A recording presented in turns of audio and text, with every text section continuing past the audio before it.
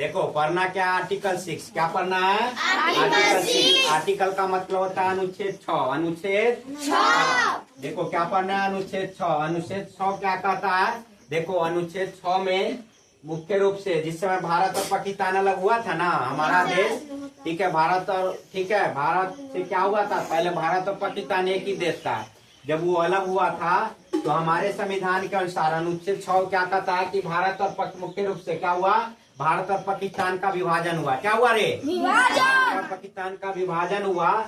ठीक है, उस समय पाकिस्तान से आए, ठीक है, पाकिस्तान से भारत में आए लोगों की नागरिकता से जुड़ा है।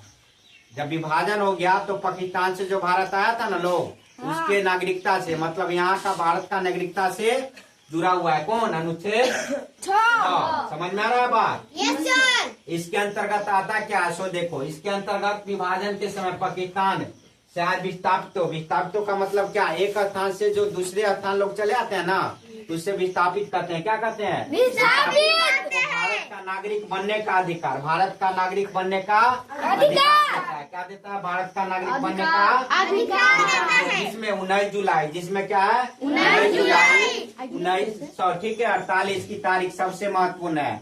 19 जुलाई 1948 की तारीख क्या है, सबसे महत्वपूर्ण है। ठीक है, इसके बाद आए, ठीक है, इसके बाद 19 जुलाई 1948 के बाद जो व्यक्ति आया, ठीक है, जो व्यक्ति आया वो कम से कम कितने, 6 महीने तक, कम से कम कितने महीने तक, 6 महीने तक कहाँ, मतलब भारत में रहा हो।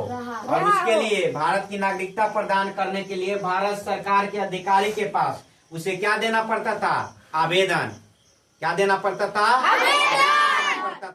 आवेदन देने के बाद उसकी जांच होती थी कि यह व्यक्ति भारत में पहले से 6 मंथ पहले से रह रहा है या नहीं रह रहा है। ठीक है, और उसे यह भी मिलाया जाता था कि इसके दादा दादी, ठीक है, दादा दादी या पापा मम्मी, ठीक है, मम्मी पापा, ठीक है, माता पिता भारत में रह रहा है कि नहीं रह रहा है। समझ में आ गया बात? अनुच्छेद यही कहता है, ठीक है, अनुच्छेद 6, ठीक है, यही बताता है कि पाकिस्तान से जो भारत में लोग आया था उसकी नागरिकता को प्रदान करता है कौन, अनुच्छेद 6। समझ में आ गई बात?